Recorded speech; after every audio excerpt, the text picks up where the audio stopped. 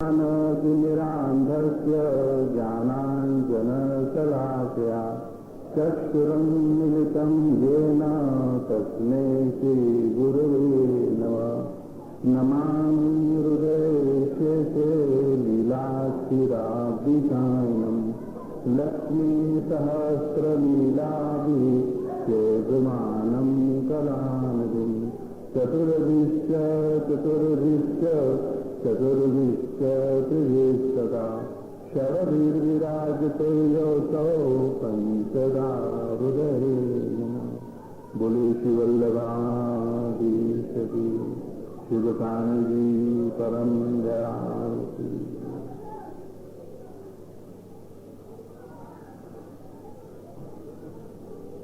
सर्वदा सर्वभावेन भजनीयो व्रजाधिपः स्वस्यायमेव धर्मो हि नान्यः क्वापि कदाचन।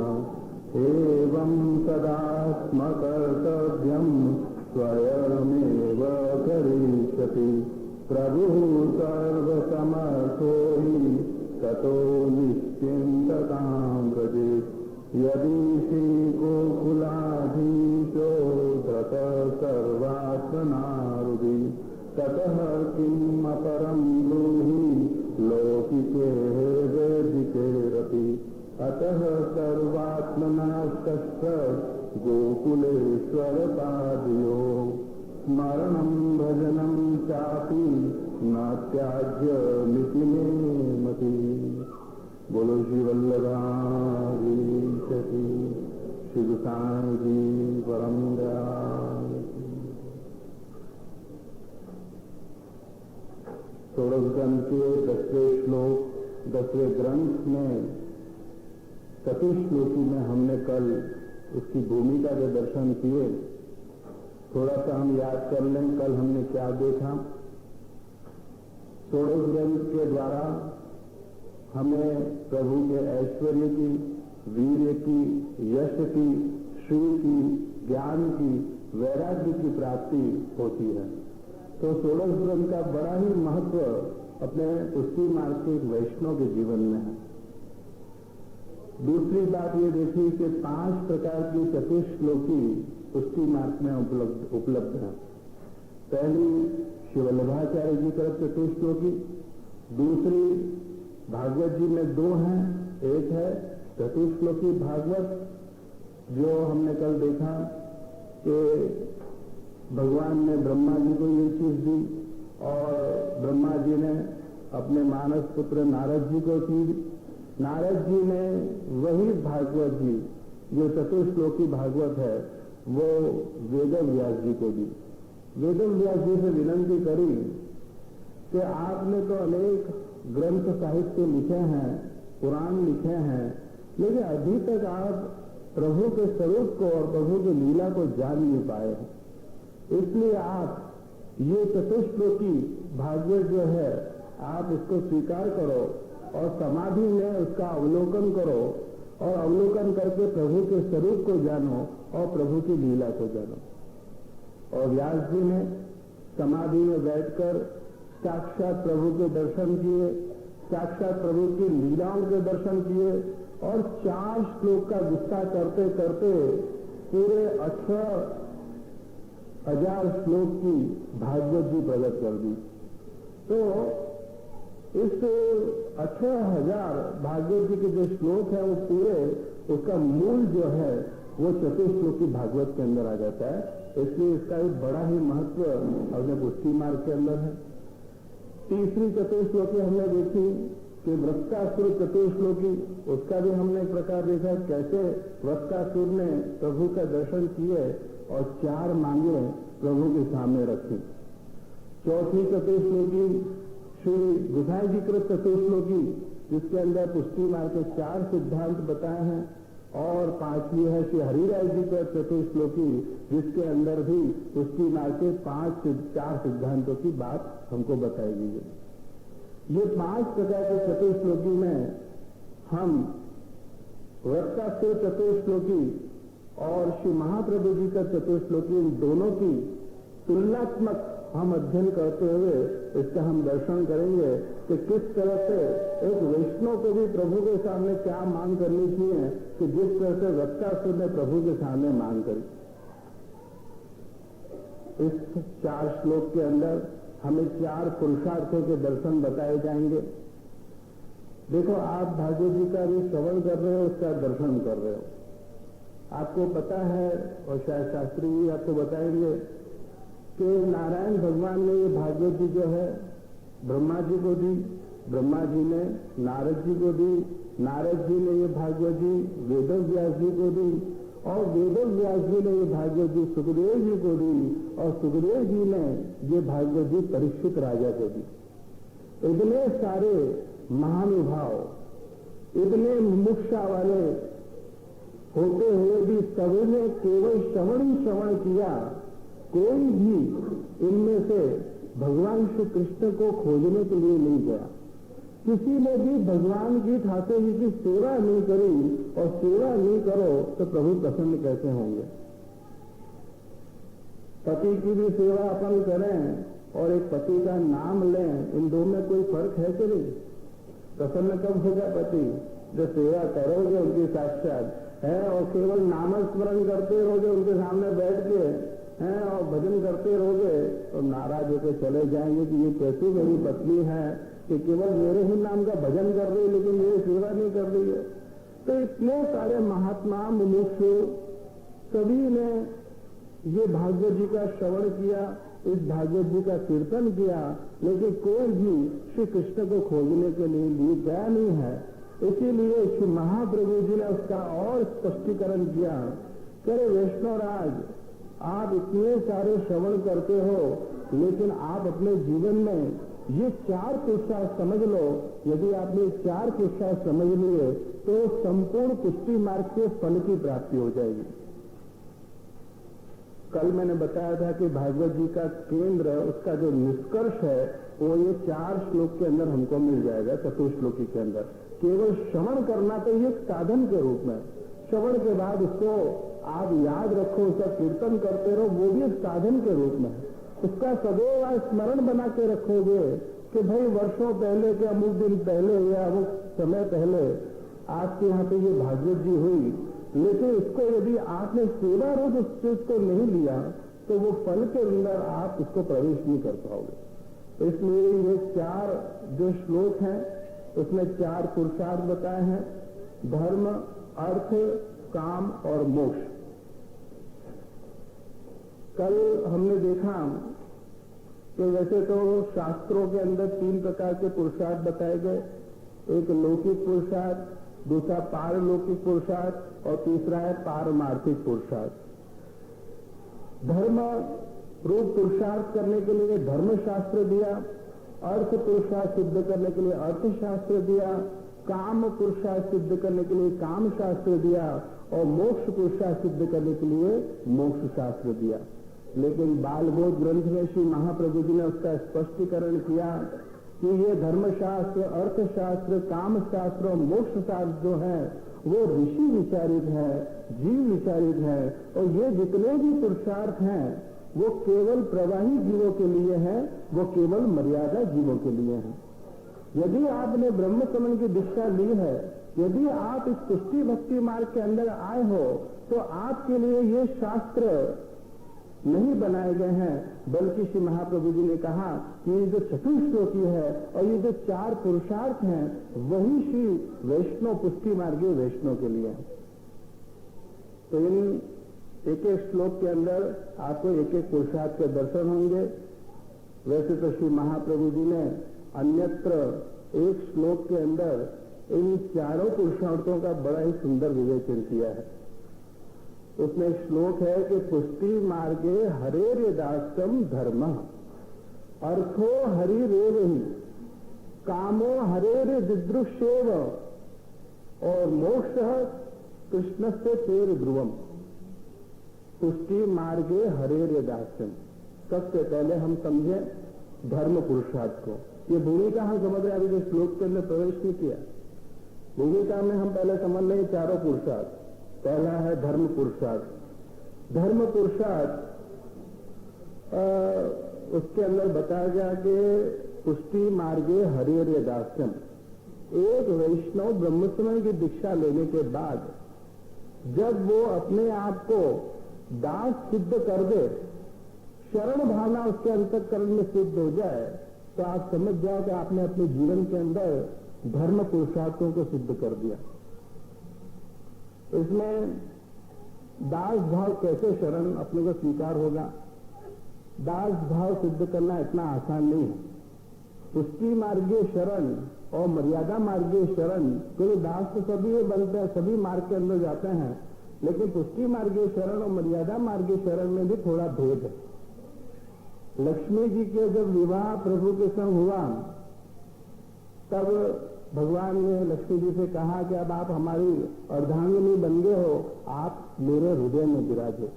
तब लक्ष्मी जी ने प्रभु से विनती करी कि नहीं, मैं आपके हृदय में बैठने लायक नहीं हूं। यदि मैं स्वामी जी बन के यदि विराजेंगे तो कभी भी मैं सीख सकती हूँ, लेकिन मैं चाहूंगी कि मैं हमेशा आपके चरण में रहूं। चरण में रहूंगी तो हमेशा मैं दासी बनी रहूंगी, और दासी बनी रहूंगी तो कभी भी मेरी अवहेलना आप कभी भी नहीं करोगे। तो दास का इतना ज्यादा महत्व है, और इसीलिए शायद श्री महाप्रभु जी ने एक ऐसा शरण मार्ग प्रकट किया कि जिसके लिए हम उनको एक नाम से नमन करते हैं कि पृथक शरण मार्गो उपदेशताय नमः। अलग मार्ग, एक ऐसा मार्ग कि जो एक विलक्षण मार्ग है, और शायद हमने पिछले साल भी देखा था भक्ति वर्गनी ग्रंथ के अंदर। सबसे पहले हम एक है पुष्टि मार्गीय शरण, दूसरा है ज्ञान मार्गीय शरण या मर्यादा मार्गीय शरण, उसको अपन समझ लें। मर्यादा मार्गीय शरण कैसा होता है? मर्यादा मार्गीय शरण में हम अर्जुन का उदाहरण लेते हैं, श्रीमद् गीता का उदाहरण लेते हैं। श्रीमद् गीता के अंदर जब प्रभु ने कह दिया कि सर्वधर्मान परित्यज्य मामेकम शरणं व्रज, हे अर्जुन, तो सर्व धर्मों को छोड़ के तो केवल मेरे शरण में आ जा। मेरे शरण में आने का उसका अर्थ क्या? क्या प्रभु ने उनसे क्या वचन उनको दे दिया कि मैं तेरे सब दुख दूर करूंगा, सुख की प्राप्ति कराऊंगा? प्रभु के इस वचन के अंदर बहुत बड़ी बात है। सर्वधर्मान परित्यज्य मामेकम शरणं व्रज अहम त्वाम सर्व पापेभ्यो मोक्षयिष्यामि। देखो, यहाँ प्रभु अर्जुन को एक वचन दे रहे हैं कि अहम त्वाम सर्व पापेभ्यो मोक्षयिष्यामि, तेरे को मैं मोक्ष की प्राप्ति कराऊंगा, तेरे जितने भी पाप हैं उसको मैं धो दूंगा और तुझे मैं मोक्ष की प्राप्ति कराऊंगा। अब यहाँ पे अर्जुन को केवल दुख दूर करने का वचन प्रभु ने दिया। मोक्ष का मतलब केवल दुख दूर होना और स्वरूपानंद की प्राप्ति होनी, नित्य लीला की प्राप्ति होनी, साक्षात प्रभु की प्राप्ति होनी, वो तो है अपने को सुख की प्राप्ति। अर्जुन को उपदेश दिया कि मैं तेरे सारे पाप धोऊंगा और तुझे मोक्ष की प्राप्ति कराऊंगा। अर्थात प्रभु अपने वचन से बंधे, उससे दुख दूर करने के लिए बंधे, लेकिन सुख की प्राप्ति मैं कराऊंगा ऐसा वचन नहीं दिया।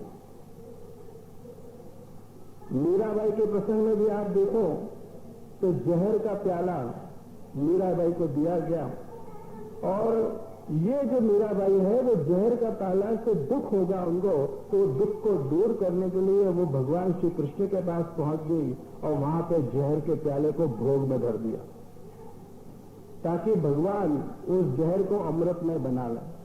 अब विचार करो, यदि वो पुष्टि जी होती तो वो क्या करती? विवेक बुद्धि रखती कि मुझे ये जहर प्रभु को देना है या नहीं देना है। मर्यादा जीव थी, इसलिए उसको केवल मोक्ष की प्राप्ति हुई। यदि वहां पे कोई पुष्टि जी होता तो विवेक बुद्धि से सोचता कि प्रभु को मुझे ये जहर का प्याला धरना चाहिए या नहीं धरना चाहिए। जहर का प्याला तो हम धरेंगे तो ठाकुर जी को असुख होगा। तो वहां पे पुष्टि मार्ग के अंदर एक विचारधारा अलग है, और मर्यादा मार्ग के अंदर मीराबाई, जिसके में तो आगे कोई था ना तो कोई पीछे कोई था, और उसको जब ऐसी जीने की ऐसी क्या ललक लगी थी तो उसने हमें जहर का प्याला प्रभु को दे दिया। इसलिए मीराबाई को केवल मोक्ष की प्राप्ति कराई, लेकिन स्वरूपानंद की प्राप्ति इनको नहीं हुई। वेदों के अंदर, उपनिषद के अंदर इसको समझाने के लिए एक है कपि न्याय। कपी नाय का मतलब है, आप देखो कभी बंदरिया को देखो, बंदरिया उसके पेट से लगा हुआ उसका बच्चा, एक माँ होती है बंदरिया, उससे लगा हुआ पेट से बच्चा है। अब बच्चे का काम क्या है कि वो अपनी माँ के पेट को बराबर कस के पकड़ के रखे। और बंदरिया क्या कहती है, एक वृक्ष से दूसरे वृक्ष में छलांग लगाती है, बराबर आप देखो। और वो बंदरिया का बच्चा बराबर पकड़ के रखता है। कहाँ पे आप देखोगे कि ब्रज में जाओगे ना, तो ब्रज के अंदर आपको ऐसे बंदरियाएं बहुत दिखेंगी जो इनका पेट पकड़ के उनके बच्चे छलांग लगाते हैं। अब उसकी जो माँ है, देखो यहाँ पे शरण मार्ग की बात हो रही है, मर्यादा शरण और पुष्टि शरण की बात। तो माँ जो है बंदरिया, वो अपने बच्चे का ख्याल ही रखती है, वो बहुत निश्चिंत है। वो एक वृक्ष से दूसरे वृक्ष में, दूसरे से तीसरे वृक्ष में, तीसरे से चौथे वृक्ष में बराबर छलांग लगाएगी। तो उसका बच्चा यदि हाथ बराबर उसका पेट पकड़ के रखेगा तो वो एक वृक्ष से दूसरे वृक्ष में छलांग लगाएगी तो वो बच जाएगा। और जहां उसने अपनी ढीली पकड़ करी या हाथ छोड़ दिया पेट का, तो क्या होगा, बच्चा धड़ाम से गिर जाएगा और उसमें उसकी मृत्यु भी हो सकती है। माँ को उसकी चिंता नहीं है तो उसका बच्चा मरता है कि जिंदा रहता है, वो तो एक जगह से दूसरी जगह छलांग लगाएगी। वही बात मर्यादा शरण के अंदर है। अर्जुन को भी कह दिया कि सर्वधर्मान परित्यज्य मामेकम शरणं व्रज, तू मेरे शरण में आने का प्रयत्न कर। यहाँ पे मर्यादा शरण के अंदर जीव को प्रयत्न करना है। मर्यादा शरण के अंदर जीव को अपने सामर्थ्य से प्रभु तक पहुंचने की कोशिश करनी है। प्रभु को चिंता नहीं है, तूने यदि मेरा चरण और शरण पकड़ के रखा है तो तेरा उद्धार हो जाएगा, और चरण शरण तूने छोड़ा तो तेरा उद्धार होने की जवाबदारी मेरी नहीं है। केवल तू चरण को पकड़ के रख। और पुष्टि मार्गी शरण, बहुत अंतर है इसके अंदर। पुष्टि मार्गी शरण के अंदर एक जीव जब ब्रह्म संबंध दीक्षा लेकर इस पुष्टि मार्ग में प्रवेश करता है, निश्चित वो शरण में एक बार आ गया, शरण में आ गया, उसके बाद प्रभु उसकी चिंता रखते हैं। एक वैष्णव शरण में आने के बाद वो नवधा भक्ति की शुरुआत करता है। श्रवणम कीर्तनम वंदनम से लेकर आत्मनिवेदन भक्ति तक नवधा भक्ति करते करते उसको जहां तक पहुंचना है वहां तक पहुंचेगा। ये मत सोचिए आप कि वहां तक आपको पहुंचने की कोशिश ही नहीं करनी है।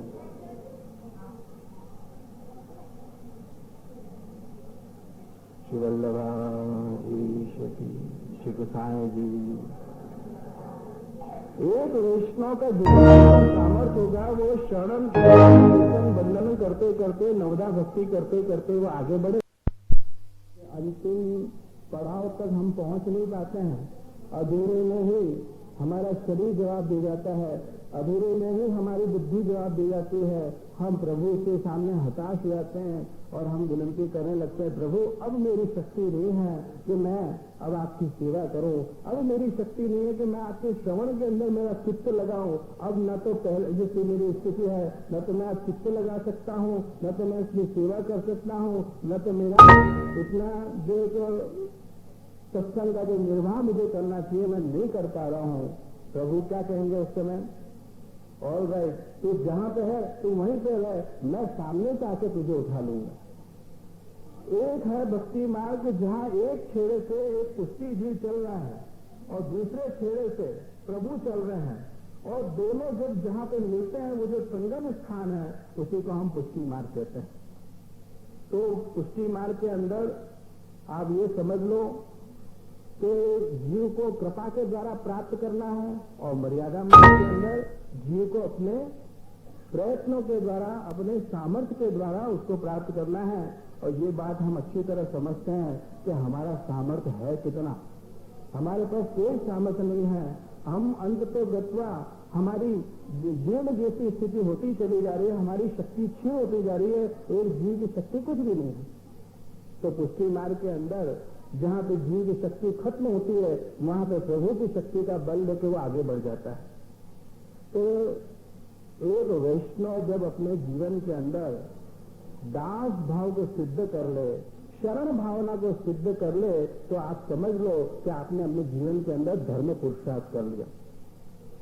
लेकिन ये शरण भावना सिद्ध करनी इतनी सरल नहीं है। उसके लिए 6 शर्तें बताई हैं।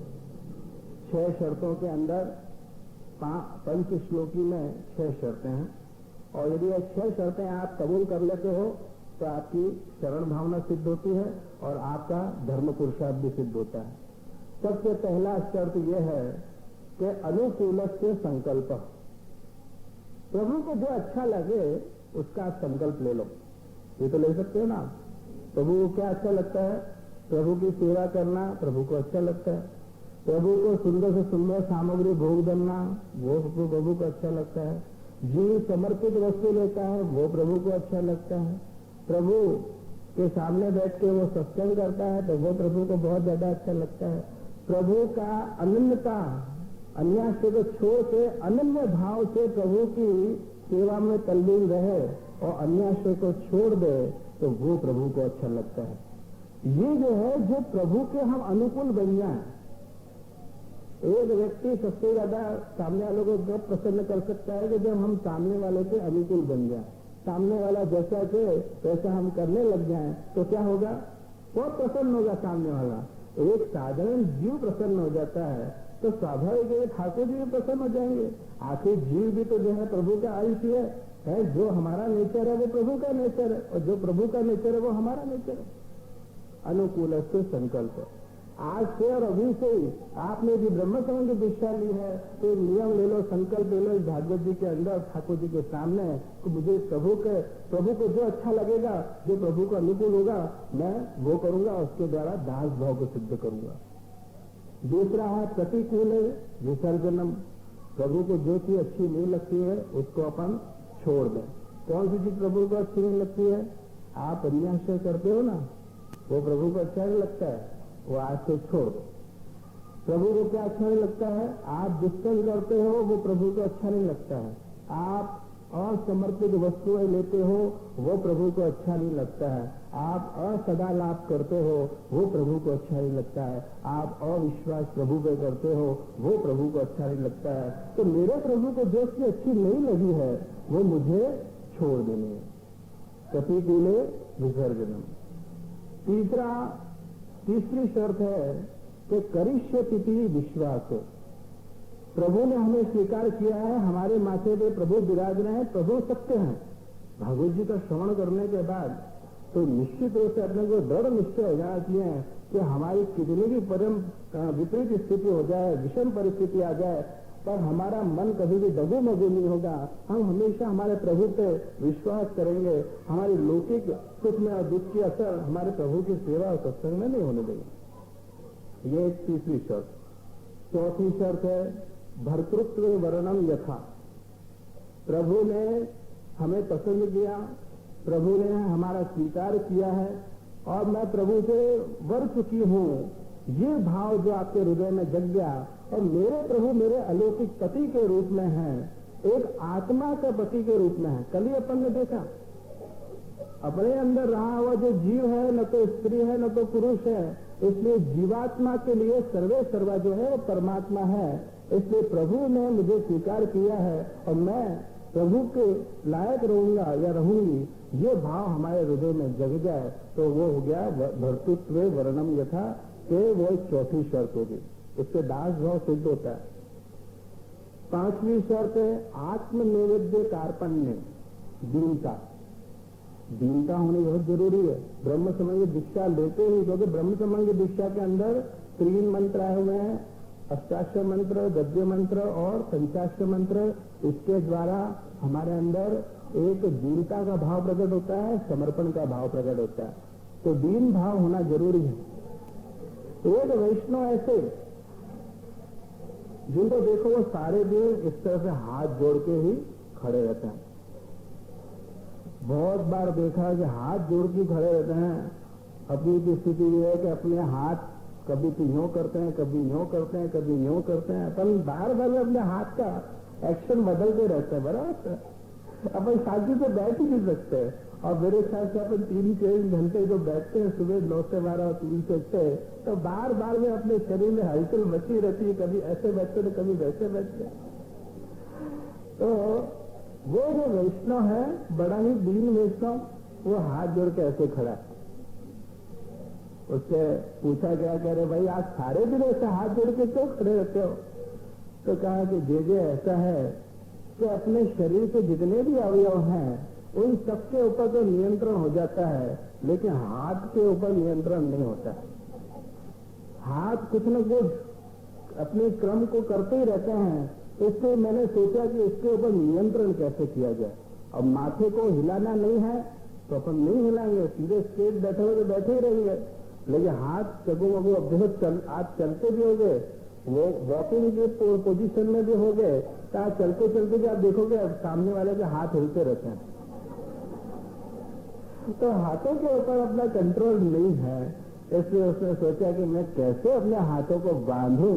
इसलिए उसने कहा कि प्रभु के इस बहाने मैं कम से कम सबको मैं नमस्कार करूंगा, हाथ जोड़ूंगा, दीनता मेरे में सदैव बनी रहेगी। नहीं तो ये हाथ, कभी तो मन होता है कि सामने वाले को उंगली दिखा के उसकी बुराई कर दे। ये हाथ ऐसे है कि सामने वाले को गुस्सा आ जाए तो हाथ भी चल जाए, तो ये क्या है, इसके द्वारा मेरी वैष्णवता ही बनी रहेगी और मैं दीनहीन भी बना रहूंगा, मेरे में दीनता प्रकट होती रहेगी। तो ये दीनता आने भी एक प्रकार से दास भाव को बढ़ाती है। और छठी शर्त है आत्मनिवेद्य कार्पण्य का भाव। दूसरा लिया समर्पण। आपने जब ब्रह्म संबंध की दीक्षा ली तो उस समय भी जो मंत्र बोले आपने, उस समय सांगोपांग ब्रह्मसंग मंत्र बोल गए, आपने कई चीजों का समर्पण करने का वादा प्रभु के सामने किया है। तो वो समर्पण की भावना जो आप याद रखो हमेशा और उसको अपने जीवन में अमल में लाओ, तो निश्चित रूप से आपके अंतःकरण में शरण भावना सिद्ध हो जाएगी। तो ये जो शरण भावना आपने जो अपने इन 6 शर्तों के द्वारा आपने कर ली, तो आप समझ लो निश्चित रूप से कि आपने अपने जीवन में धर्म पुरुषार्थ सिद्ध कर लिया, सबसे पहला पुरुषार्थ सिद्ध कर लिया। दूसरा है अर्थ पुरुषार्थ। अर्थो हरि ही एव ही, एव ही, 2 शब्दों एव और ही से ये कह दिया कि निश्चित और पक्के रूप से कि महाप्रभु जी कह रहे हैं कि सबसे बड़ा धन एक वैष्णव के जीवन में साक्षात प्रभु, सबसे बड़ा धन साक्षात प्रभु यदि अपने को मिल जाए, तब उसके बाद अपने को कोई लौकिक धन की आवश्यकता नहीं है। मुख्य वस्तु मिल गई तो गौण वस्तुओं की आवश्यकता नहीं। आप बैंक में जाओ, 1 लाख रुपए का चेक दो, विड्रॉ करना है भाई 1 लाख रुपए, और बैंक वाला आपको 50-50 रुपए की गड्डियां पकड़ा है या 100 रुपए की गड्डी पकड़ा है, तो आपके बैग में इतना सारा रुपया आए भी है नहीं भी है, आप क्या कहोगे? अरे भाई कैशियर 500 का यदि बंडल हो तो ऐसे 2 बंडल मुझे दे देना, तो मेरे काम मेरा पूरा हो जाए और मैं अपने एक छोटी सी पॉकेट के अंदर डाल के 1 लाख रुपए लेके चला जाऊं। क्यों? क्योंकि 500 रुपए के अंदर सारे नोट आ गए, 100 भी आ गए, 50 भी आ गए, 10 भी आ गए, 5 भी आ गए, 20 भी आ गए, सब आ गए, सबसे बड़ी नोट है। उसी तरह प्रभु रूप जो धन है वो हमको मिल गया तो संसार की तमाम दुखों को हम दूर कर लेंगे और तमाम सुखों को हम प्राप्त कर लेंगे। इससे बढ़ के और कोई धन अर्थ के रूप में, प्रभु के रूप में अपने जीवन में नहीं है। भक्ति पोषण ग्रंथ के अंदर दयाराम भाई ने इसके अंदर बहुत सुंदर इसका विश्लेषण किया कि जगत के अंदर फिरने वाले जितने मानव हैं वो सब तांबा जैसे हैं, देवी देवता जितने भी हैं वो सबके सब चांदी जैसे, प्रभु के जो वीर स्वरूप हैं, प्रभु के जो अवतार हैं वो सबके सब सोने जैसे हैं, और साक्षात ब्रह्म, साक्षात जो प्रभु हैं वो तो हमारे लिए हीरा के रूप में। एक हीरा मिल जाए सरलता से, सुगमता से, तो हमको इतने सारे चांदी के सिक्के या सोने के सिक्के या तांबे के सिक्के इकट्ठे करने की आवश्यकता नहीं है। तो आपने अपने जीवन में साक्षात प्रभु को प्राप्त कर लिया, अर्थात आपने अपने जीवन के अंदर अर्थ पुरुषार्थ सिद्ध कर लिया। तीसरा पुरुषार्थ है काम पुरुषार्थ। तो काम पुरुषार्थ के लिए कहा कि विदृश्य प्रभु के दर्शन करने मात्र से एक जीव की कामना पूरी होती है। अभी तो अपनी कामनाएं कौन सी हैं? अनेक प्रकार की कामना है। किसी का विवाह नहीं हुआ होगा तो उसकी सबसे बड़ी कामना होगी कि मेरा विवाह हो जाए। बाप के लिए कन्या को विदा करना वो उसकी सबसे बड़ी कामना है। इसके अलावा लोग की जितनी कामनाएं जब तक जिंदगी लगी हुई है, अनेक अपनी कामनाएं हैं, उसको ही अपन सर्वे सर्वा मानते हैं। लेकिन कभी ऐसी भावना जगी के प्रभु के दर्शन करना ही मेरी सबसे बड़ी कामना है, ये भाव कभी भी जल्दी से जगता नहीं है। ये तो कभी ठाकुर जी प्रेरणा करें, महाप्रभु जी प्रेरणा करें, कोई परम भगु जी वैष्णव प्रेरणा करके अपने को ज्ञान का बोध दे कि अरे भाई वैष्णव, आपके जीवन में सबसे बड़ी कामना आपके ठाकुर जी के दर्शन करने की, साक्षात प्रभु के दर्शन करना ही अपने लिए काम पुरुषार्थ है। आप देखो नासिक द्वारा में आप जाते हो, हर वैष्णव उसका अनुभव ले चुका है। भीड़ के अंदर, धक्कम धुक्की के अंदर आप श्रीनाथ जी के दर्शन करते हो। कौन कहां पे है इसकी कोई अपने को मालूम नहीं है, कौन आगे है कौन पीछे है, कौन अपना घर वाला कहां पे है, बस उस समय अपन और अपने श्रीनाथ जी बाबा, इसके अलावा तीसरे कोई से अपन बात नहीं सुनते हैं। और धक्कम धुक्की में अपने को अनुभव भी नहीं होता है कि धक्का लग रहा है, तो कोई पीछे से धक्का मार रहा है, तो कोई आगे से धक्का मार रहा है। अब आप बस में बैठ जाओ, यहां से आप निकलो इंदौर के लिए, हिंदी वाली बस के अंदर आप बैठे हो गए, बराबर आज धक्कम धुक्की चल रही है, लोग रास्ते पर गिर रहे हैं, पड़ रहे हैं, तो फिर अपन क्या कहेंगे? उसको कहेंगे सीधे उसके ऊपर ध्यान जाएगा ना, अरे भाई तू सीधा खड़ा रहना, क्यों चढ़े जा रहा है माथे के ऊपर? ढंग से खड़ा रहना नहीं आता तो बस में कभी क्या कभी सवारी नहीं करी।